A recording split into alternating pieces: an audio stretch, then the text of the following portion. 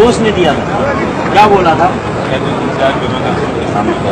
روزہ رسول کے سامنے کھول دیں، کھول کے رکھ دینا، نہیں بس کال اچھا ابھی یہ نہیں کیا ہے تو آپ نے کھول کے دیکھا نہیں کیا ہے؟ دیکھیے کھول کے، یہ خطوط ہے، لیٹر ہے، یہ بھائی لے کے آئے ہیں پاکستان سے، ہے نا؟ یہ پکڑیے، بہت تگڑا اس کو پیک کیا ہے، رسا ہے، رسا ہے، وين يوصلونه؟ هنا عند الخبر ايام هذا ولا هذا؟ هذا. تو یہ خط ہے، آپ کو کسی نے دیا ہے کہ روضہ رسول صلی اللہ علیہ وسلم پہ ڈال دیں، آپ کو بھی نہیں، آپ کو بھی نہیں پتا کیا؟ ایسے خطوط بہت آتے ہیں جو نبی صلی اللہ علیہ وسلم کے نام پہ خط ہوتا ہے، کبھی اللہ رب العالمین کے نام پہ خط ہوتا ہے، اور لوگ اپنی گزارش اس میں لکھتے ہیں، ہے نا، کہ نبی صلی اللہ علیہ وسلم کو کیا چاہیے تو وہ خط کے اندر لکھتے ہیں، اور اللہ رب العالمین سے انہیں کیا چاہیے وہ خط میں لکھتے ہیں۔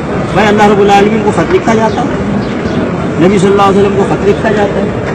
آپ کو معلوم ہے نبی علیہ السلام نہ لکھنا جانتے تھے نہ پڑھنا جانتے تھے، کچھ پڑھنا ہوتا تو پڑھواتے تھے صحابہ سے، کچھ لکھنا ہوتا تو صحابہ سے لکھواتے تھے۔ ابھی جو لوگ خط لکھ کے بھیجتے ہیں کتنی بڑی بیوقوفی ہے، عقیدے کی خرابی ہے۔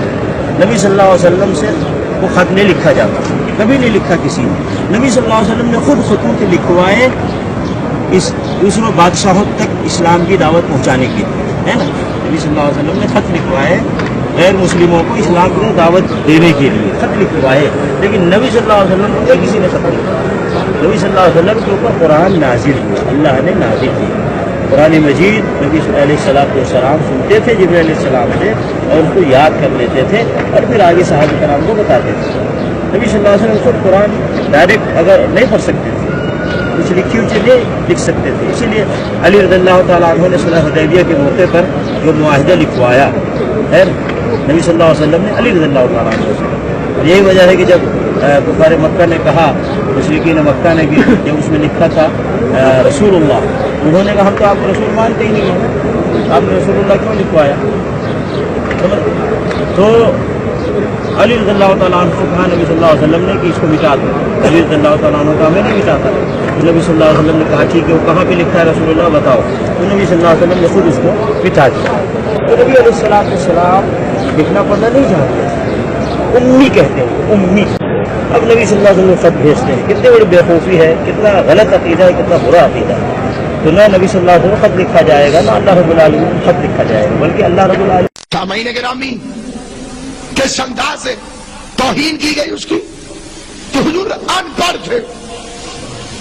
یہ فکرہ بڑی بڑی تفسیروں میں، ترجموں میں صاف صاف لکھا، وہ ان پڑھ تھے، پڑھے لکھے نہیں تھے۔ دلیل صاحب پالا تھا ابو طالب نے، یہ جنگ اخبار کے 3 سال کا ایک مضمون آرٹیکل ہے جو میرے پاس موجود ہے۔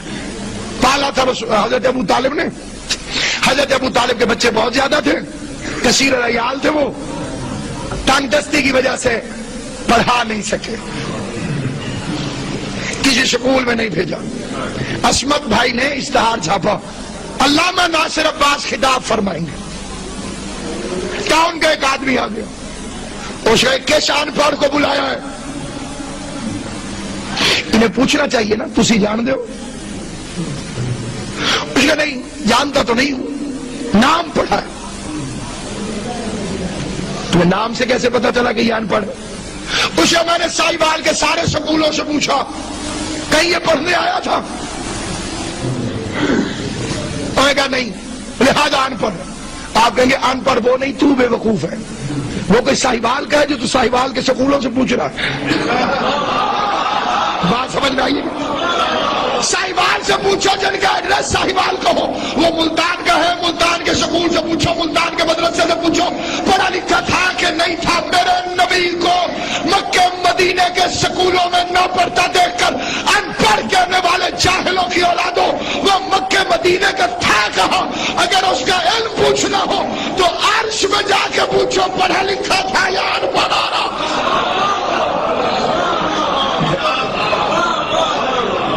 جس کا دروازہ علی ہو اس شہر کو ان پڑھ کہتے ہوئے شرم نہیں آتی ہے؟ اس کا علی جیسا،